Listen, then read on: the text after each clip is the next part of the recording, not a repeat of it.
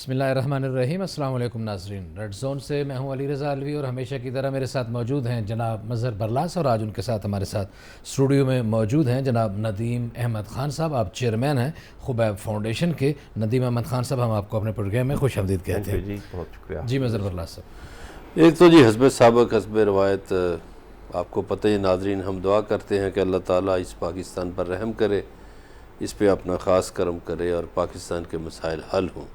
کیا خبریں علی رضا الوی صاحب؟ مظہر برلاس صاحب، قوم پانی کے ایک عذاب سے دوچار ہے، ڈوبی ہوئی ہے، سیلاب کی صورتحال ہے اور امدادی اور رفائی سرگرمیاں بھی جاری ہیں۔ ساتھ ساتھ آج وزیر اعظم شہباز شریف بلوچستان میں بولان کے علاقے میں تھے۔ انہوں نے ایک اچھا کام یہ کیا کہ ان مزدوروں کے لیے انہوں نے 50 لاکھ روپے انعام کا اعلان کیا، جو چند ہی دنوں میں جنہوں نے بہت ساری کچھ سڑکوں جو ہے ان کی تعمیر کی، کچھ پل تیار کر دیے، تو انہوں نے کیونکہ وہ سپیڈ سے کام کرنے کو پسند کرتے ہیں اور اس کو پاکستان سپیڈ کا نام دیتے ہیں، تو انہوں نے ان مزدوروں کی حوصلہ افزائی کے لیے انہیں انعامات دیے۔ وہاں انہوں نے کچھ گفتگو بھی کی، کچھ لوگوں سے بھی ملے، ان سے بھی اس حوالے سے بھی بات کریں گے۔ پاک فوج جو کام کر رہی ہے، رینجر جو کام کر رہی ہے، اس پہ بھی بات کریں گے۔ رفائی سرگرمیاں کر رہی ہیں مختلف تنظیمیں، وہ کس طرح کام کر رہی ہیں اور کیا یہ سارے رفاہی کام جو ہے لوگوں تک پہنچ بھی رہا ہے یا نہیں پہنچ رہا، دکھاوے کا کام کتنا ہے، حقیقی کام کتنا ہے، اور ان لوگوں کی اشوئی حقیقت میں کتنی ہو رہی ہے، ساری صورتحال کا جائزہ لیں گے۔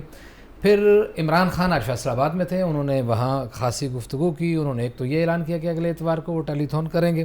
انہوں نے یہ بھی کہا کہ پاکستان کی موجودہ امپورٹڈ حکومت نے 4 ماہ میں ملک کا بیڑا غرق کر دیا ہے، اور انہوں نے کچھ جو باقی باتیں کی اس پہ بھی بات کریں گے۔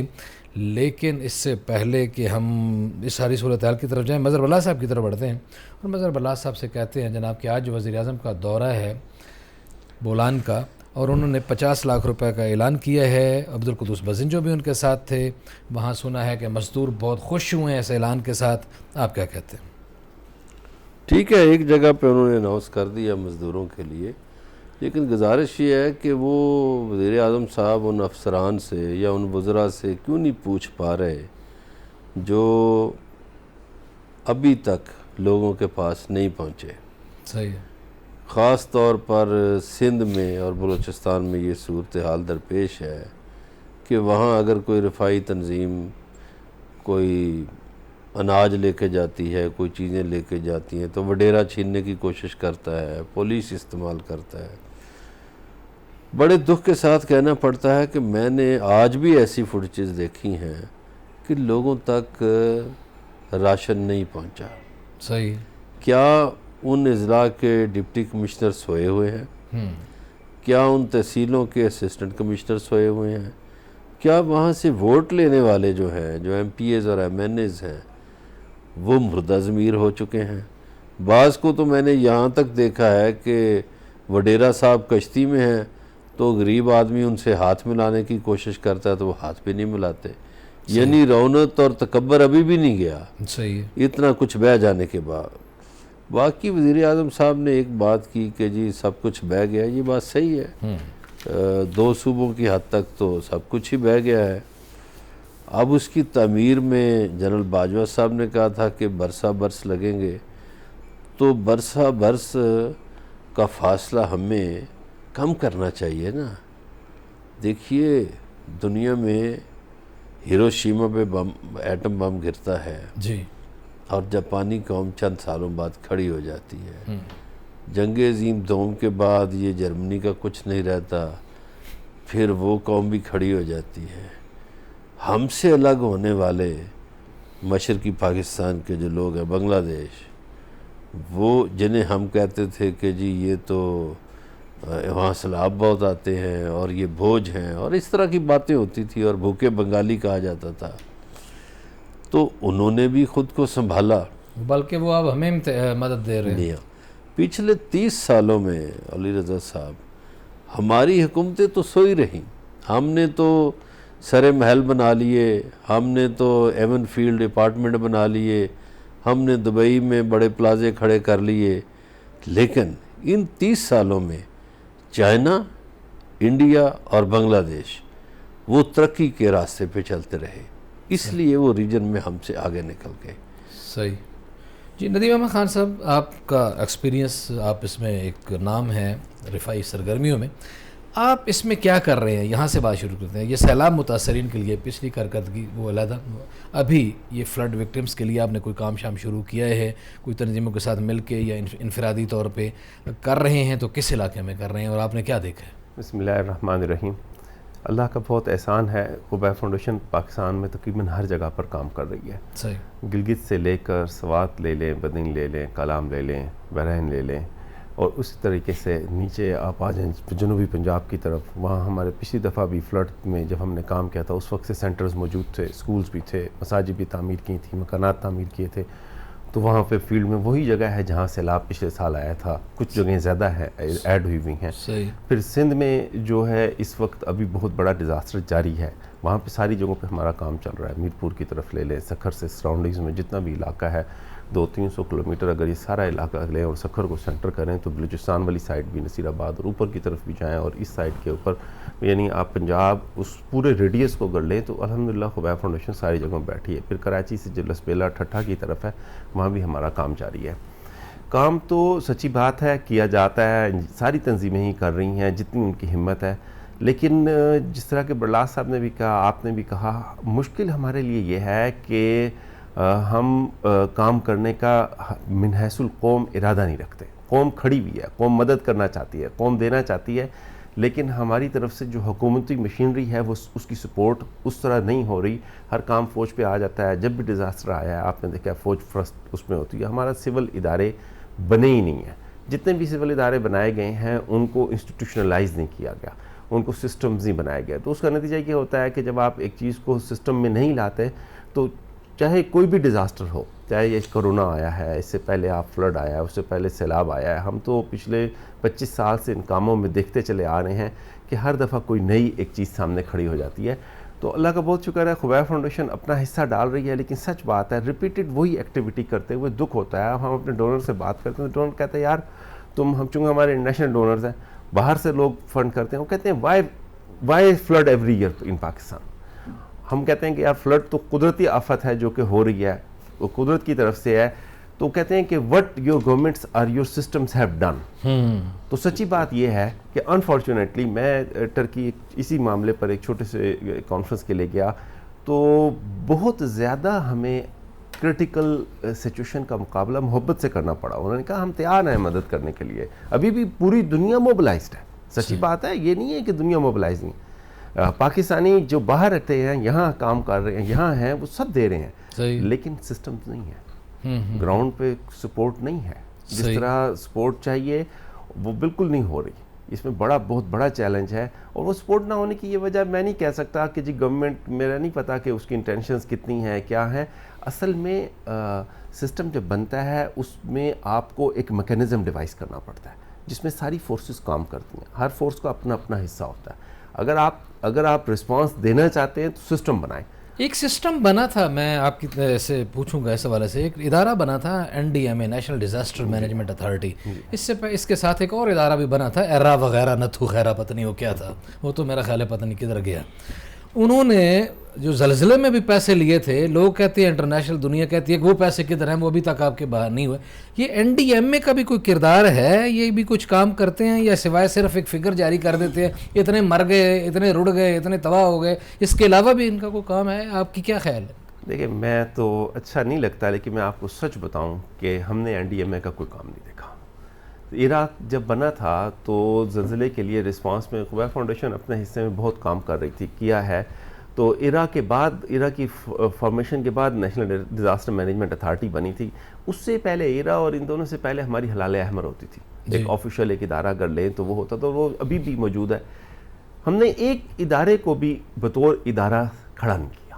صحیح. مطلب اب NDMA جو ہے اس کا کیا بجٹ ہے، کیا کرتے ہیں، اس کی تنخواہیں نہیں دیتے، اس کو بجٹ میں نہیں رکھتے. ہم رسپانس میں سیریس ہی نہیں ہے. یہ آپ کے بات بالکل ٹھیک ہے، فگرز کچھ ریلیز ہو جاتے ہیں. اس کے علاوہ دیکھیں ڈیزاسٹر جب آتا ہے تو ڈیزاسٹر کے اپنے میکینزم ہیں. یعنی آپ نے ریسکیو کرنا ہے، ریسکیو کے لیے آپ کو ریکوائرمنٹ ہے. زلزلے میں ہمیں جو سب سے بڑا ریسکیو میں چیلنج تھا اس میں یہ تھا کہ جنریٹرز نہیں تھے.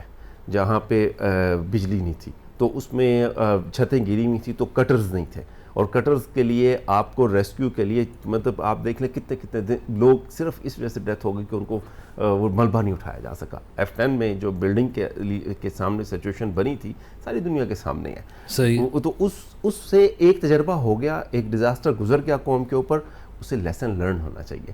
جتنا بھی آپ ٹائم لے لیں کوئی رپورٹ کوئی کام جس میں لیسن لرنڈ ہو نہیں ہے۔ اس کے بعد ہوتا ہے ریلیف کے اندر آپ نے کیمپس بنانے ہیں۔ اب فلڈ ریلیف میں کیمپنگ نہیں ہوتی موسٹلی، آپ کا امیجیٹ کام ہوتا ہے، 15-20 دن کے بعد پانی گزر جاتا ہے، پیچھے کچھ بھی نہیں ہوتا، پیچھے لوگ بالکل کھلے آسمان کے نیچے ہوتے ہیں، ایک دم پانی کھڑا ہونے کی وجہ سے بیماریاں شروع ہو جاتی ہیں۔ آپ کی جو وہ اس کی فلڈ کی ریلیف کی نیچر مختلف ہے، زلزلے کے ریلیف کی نیچر مختلف ہے، بالکل صحیح، آپ کو وہ لیسن ادھر سے لینا چاہیے، ٹریننگ نہیں ہے ہمارے پاس۔ جی دیکھیے گزر گیا نا ایک وقت آپ پہ گزر گیا، آپ نے IDBs کو لیا ہے، IDB آپ کے وزیرستان والے بھی رہے، سوات والے بھی رہے، وہاں کیمپنگ ہوئی ہے، وہ پورا آپ نے ایک پروسیس گزارا ہے۔ لیکن کیوں ہم ہر وقت فوج کی طرف دیکھتے ہیں کہ فوج آئے گی، فوج آ کے کام کرے گی، تو ہمارے جو ادارے بنتے ہیں وہ ادارے کیوں ادارہ جاتی کام نہیں کرتے؟ جی مسر برلاس صاحب، ادارے بنتے ہیں اور ادارہ جاتی کام نہیں کرتے، لیکن یہ بھی ایک سوال ہے کہ یہ NDMA کی جو صدارت اور چودراہٹ ہے وہ سیاستدانوں کے پاس بہرحال کبھی نہیں ہوئی، لیکن اس کے باوجود مزے سے یہ ادارہ نہیں بن سکا۔ اچھا، یہ خان صاحب کی بات میں سے میں ایک بات لوں گا، جو انہوں نے فرمایا کہ ہر سال سیلاب کیوں آتے ہیں۔ دیکھیں دنیا میں ہم سے زیادہ بارشیں ہوتی ہیں مختلف ملکوں میں، ہمارا 145واں نمبر ہے بارشوں میں، مگر دنیا کے ممالک نے دماغ استعمال کیا اور انہوں نے سیلابوں کو کنٹرول کیا۔ اب ہمارے ہاں 50 سال تو اللہ ماشاءاللہ حکمرانوں کو یہ عقل نہ آئی کہ کوئی ڈیم بھی بنانے ہیں۔ اب یہ 50 سال کے بعد ایک بندہ آیا، اس نے کچھ ڈیم شروع کیے، وہ کوئی 2024 میں بن جائے گا، کوئی 28 میں بن جائے گا، کوئی 26 میں بن جائے گا۔ چلیں، یہ بھی ان کی مہربانی ہے کہ کسی نے شروع تو کیا۔ اب سوال یہ ہے کہ 50 سال یہ ستو پی کر کیوں سوئے رہے، صحیح، اور ہم بدنام ہو گئے، ہمارا ملک بدنام ہو گیا کہ یہاں تو ہر سال سیلاب آتا وہ کہہ رہے ہیں نا لوگ مذاق اڑاتے ہیں، نہیں صحیح بات ہے، کہتے ہیں مدد تو ہم کرتے ہیں لیکن کچھ آپ خود بھی کر رہے ہیں۔ دیکھیے ہمارے ساتھ ہی ممالک ہیں، انڈیا ہے، بنگلہ دیش ہے، چائنا ہے، کتنے ڈیمز انہوں نے بنا رکھے ہیں۔ برطانیہ میں 8 مہینے بارش ہوتی ہے۔ اگر یہ مان لیا جائے ان کی باتیں جو وزیر ہمارے کرتے ہیں کہ بارشیں زیادہ ہوئی ہیں، تو بھائی برطانیہ تو ڈوب جاتا، کب کا ڈوب جاتا، لیکن لوگ بندوبست کرتے ہیں۔ ہمارے ہاں یہ درست فرمایا خان صاحب نے کہ ادارے تو بنانا، خان صاحب کیا جو بنے ہوئے تھے وہ بھی ہم نے بگاڑ دیے۔ پاکستان ریلوے جب 47 میں ہمارے پاس آیا تو ویسٹ پاکستان میں 14,000 کلومیٹر ٹریک تھا ریلوے کا، آج ہمارے پاس 9,000 کلومیٹر ٹریک ہے۔ جب آپ نے دیکھا ہوگا، علی رضا صاحب نے دیکھا ہوگا کہ ہمارے ہاں GTS کی سروس چلتی تھی بسز کی، وہ کون کھا پی گیا ہمیں کچھ پتہ نہیں، ہمارے تارگر کون کھا گیا، اور ادارے کئی ہم نے برباد کر دیے، واپڈا ہم نے برباد کر دیا۔ تو ہمارے ہاں تو ادارے حضور برباد ہوئے ہیں۔ تو جو یہ نئے بنائے ہیں یہ تو تنخواہوں کے نام پر ہیں۔ آپ ادھر سے گزریں سیکریٹریٹ کے آس پاس سے، آپ کو علی رضا صاحب ایسے ادارے ملیں گے جن کا نام آپ بھی پہلی بار دیکھ رہے ہوں گے، سن رہے ہوں گے۔ 25-30 سالوں سے اسلام آباد میں رہتے ہوئے بھی کوئی پتہ نہیں ہے کہ وہ بھی کوئی ادارے ہیں۔ اب میں ادھر سے ایک دن گزرا، ایک ادارہ انر کان، میں نے کہا یار اس کا کیا کام ہے، ہم نے تو کبھی سنا ہی نہیں، یہ انر کان کیا ہے؟ بھائی اس کی جہاز جتنی بلڈنگ ہے، بڑے بیری بیرے جتنی، اور پتہ نہیں وہاں کون سے ماہرین بیٹھتے ہیں اور کیا کرتے ہیں۔ تو ہمارے ہاں ادارے بننا تو کیا، بنے ہوئے بگاڑے، اور جو نئے بنائے گئے وہ پتہ نہیں کن کو سہولیات دینے کے لیے بنائے گئے۔ تو آج ہم اس نہج پر پہنچے ہیں کہ ہمارے ہاں سیلاب ہی سیلاب ہے، آفتیں ہی آفتیں ہیں، اس لیے کہ ہم نے کبھی ان کا سد باب کرنے کی کوشش ہی نہیں کی۔ کوشش کرتے تو کچھ ہوتا۔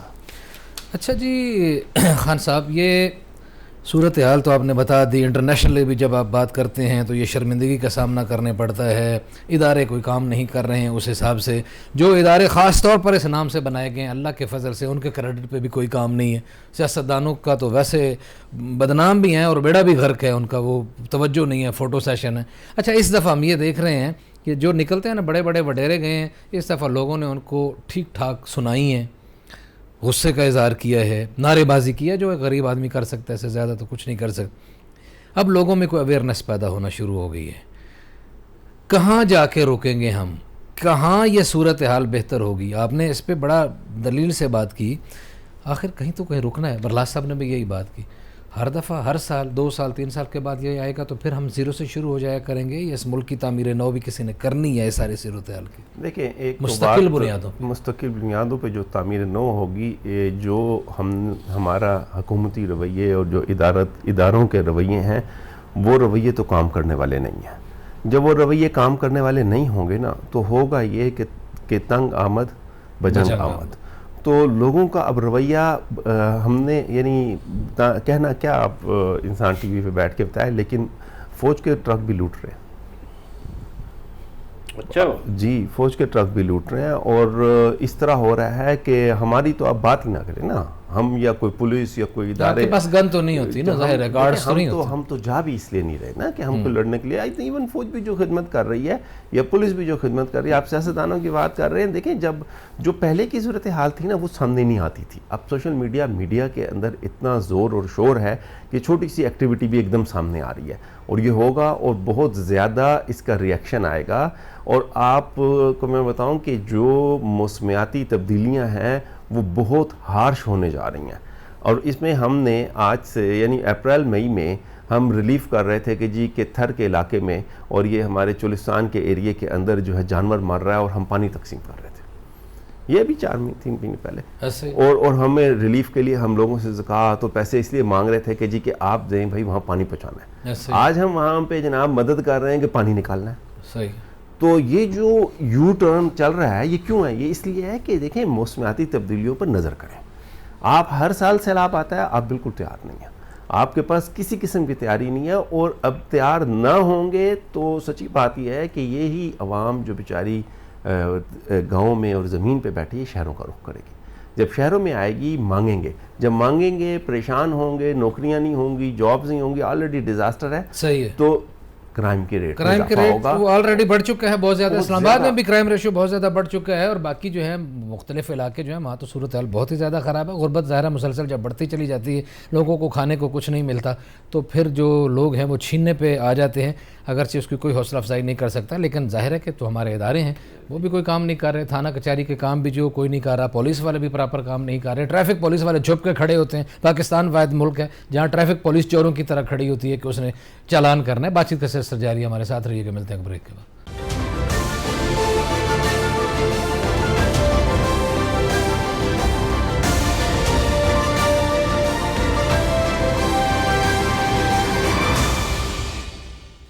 ویلکم بیک ناظرین. بریک میں جانے سے پہلے سیلابی صورتحال کی بات ہو رہی تھی, ناکامیوں کی بات ہو رہی تھی, ناکردہ کاریوں کی بات ہو رہی تھی.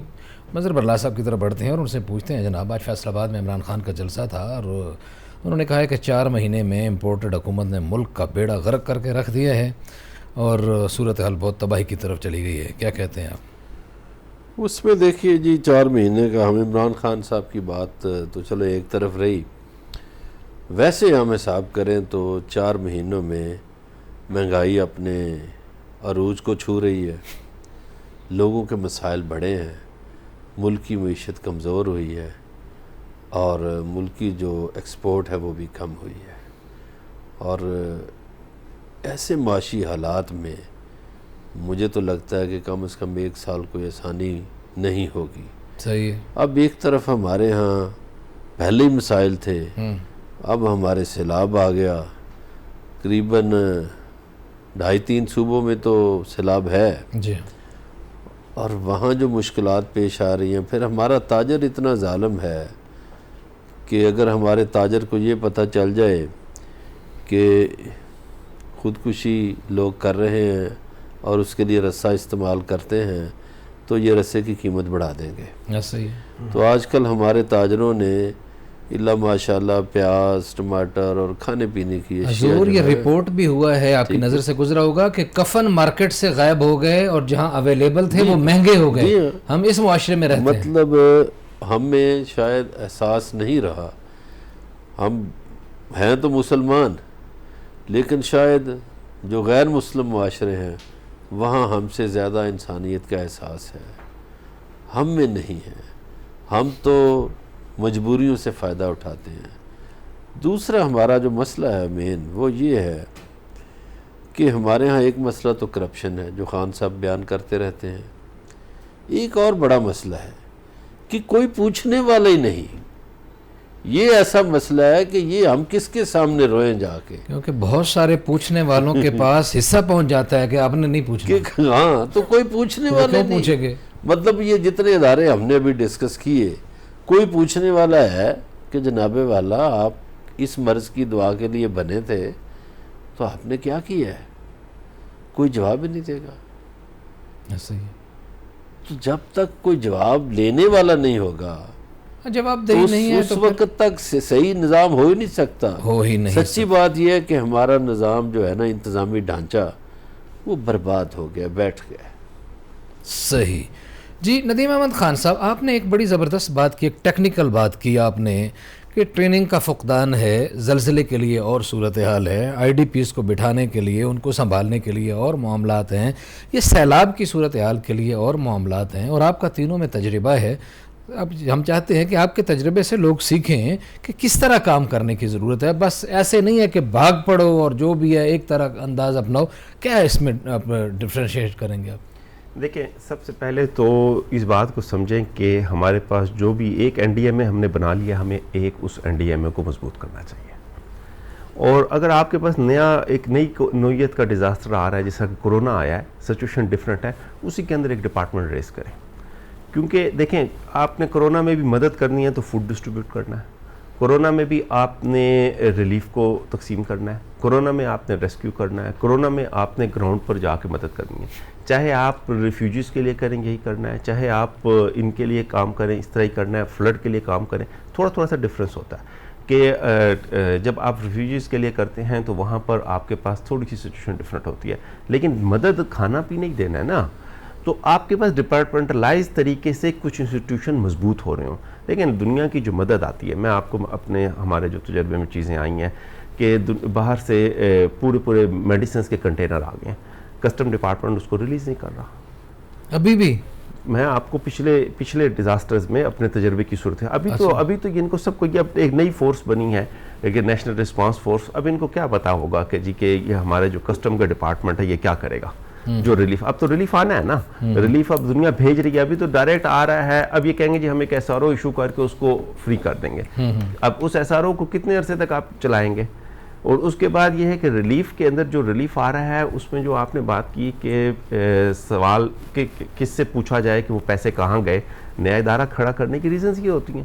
جب آپ ایک ادارہ کریں گے، اس کو آڈٹ کریں گے، اس کو مضبوط کریں گے، اس کے اندر ڈپارٹمنٹلائز کریں گے، مدد کریں گے، پھر اس میں سے اگلی دفعہ ریلیف آئے گا، فوکسڈ ہوگا، بینک اکاؤنٹ وہ یوز ہوگا، سسٹم وہ یوز ہوگا، اس میں ایک سسٹم میں ٹیمیں تیار ہوں گی. اب معذرت کے ساتھ چاہے کوئی جنرل صاحب بیٹھ جائیں، چاہے کوئی بیوروکریٹ بیٹھ جائے، اس کو سمجھ ہی نہیں آئے گی کہ گراؤنڈ پہ اترنا کیسے ہے، اور اس میں گراؤنڈ پہ کیا کیا کچھ ہو رہا ہے، کیا کیا تقاضے ہیں گراؤنڈ کے. آپ مطلب جا کے چند کام کر لیں گے لیکن سسٹم نہیں. اس کا ایک تو یہ ہے کہ آپ جو بھی ادارہ بنائیں، چلے اب یہ نئی، ایک تو یہ ایک علیحدہ نہ بنائیں کہ جی اب چونکہ آئی ڈی پی آئے ان کے لیے ایک نئی انسٹیٹیوٹ کھڑا کر دیں. اچھا یار چلو اب آج جناب فلان علاقے میں زلزلہ آ گیا، ان کے لیے علیحدہ نیشنل ڈیزاسٹر مینجمنٹ اتھارٹی بنا دی ہے، اس پہ ہی قائم کرے، اس کو مضبوط کرے. ایک یہ. پھر یہ ہے کہ سول سوسائٹی میں گورنمنٹ کے اداروں کے اپنے ڈیسیژن میکنگ میں پرابلمس ہوتے ہیں بجٹ کے، آپ فوری طور پر این جی اوز کو ساتھ جوڑیں. این جی اوز کو ساتھ جوڑنے کے بعد اب نتیجہ کیا ہو رہا ہے کہ ہم گراؤنڈ پہ اتر رہے ہیں، وہاں پہ جس جگہ پہ ہم جا کے پہنچتے ہیں یا تو وہاں پہلے کوئی پہنچ چکا ہے، یا پھر یہ ہے کہ آگے نہیں جایا جا رہا.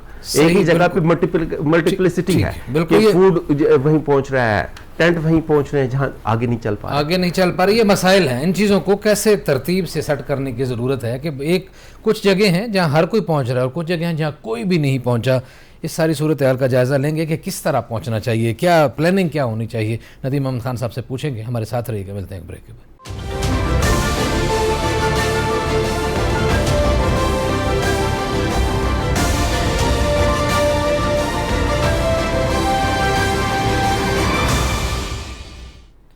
ویلکم بیک ناظرین. اگلی خبر کی طرف بڑھتے ہیں اور اگلی خبر یہ ہے کہ مظہر برلاس صاحب ہمارے وزیر خزانہ کو پتہ چل گیا ہے, بہت بڑی خبر ہے, ان کو پتہ چل گیا ہے کہ پاکستان میں مہنگائی اس وقت ملکی تاریخ کے 47 سال کی بلند ترین سطح پر پہنچ گئی ہے, اور وہ کہہ رہے ہیں کہ رواں سال مہنگائی اوسطاً 15% رہے گی.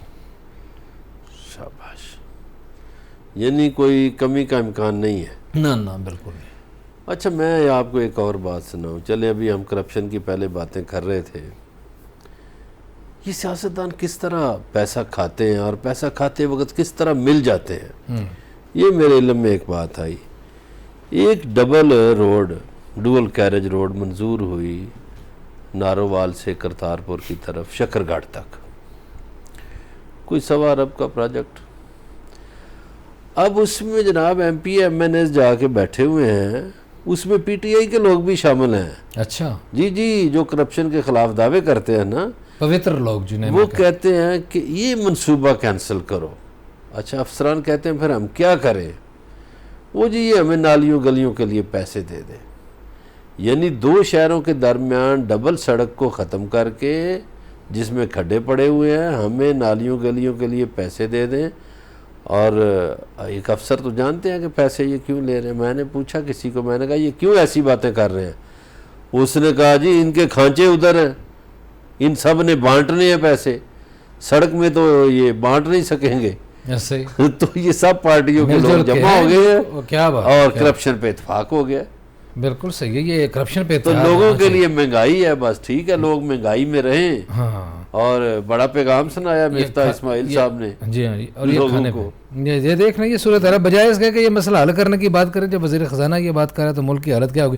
اچھا جی, ہمیں کیونکہ ابھی وائنڈ اپ کی طرف جانا ہے, تو ابھی یہ ساری صورت حال تو ہو گئی, دکھوں کا ادراک بھی ہو گیا, اس زخم کو ہم نے دیکھ بھی لیا کیا کیا حل کیا ہے, امید بھی تو ہم ہی نے دینی ہے اس قوم کو, اور کیسے یہ سارے مسئلے حل ہوں گے.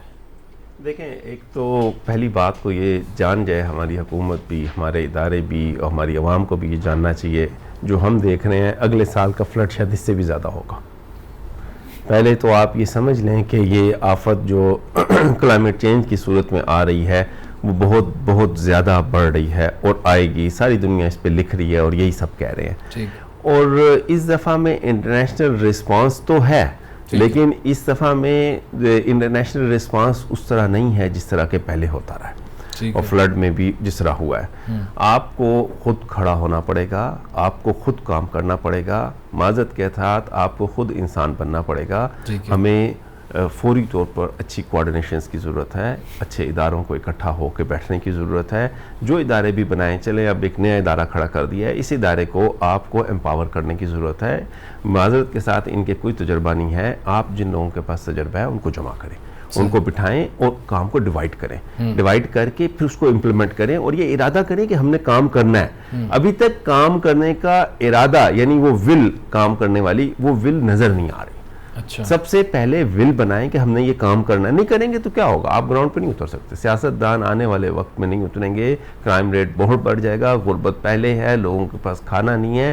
لوگ یقین کریں گے کہ جو آدمی بالکل جس کی ماں, جس کی بہن, جس کے بچے بھوکے ہوں, اس کے سامنے سے لینڈ کروزر گزر رہی ہو تو وہ اس کو پسند نہیں آئے گی. اس کے لیے لینڈ کروزر پہ 10 20 50 بندوں کا حملہ کرنا اور آگ لگا دینا کوئی کام نہیں ہوگا. آپ معاشرے کو کس طرف لے جا رہے ہیں؟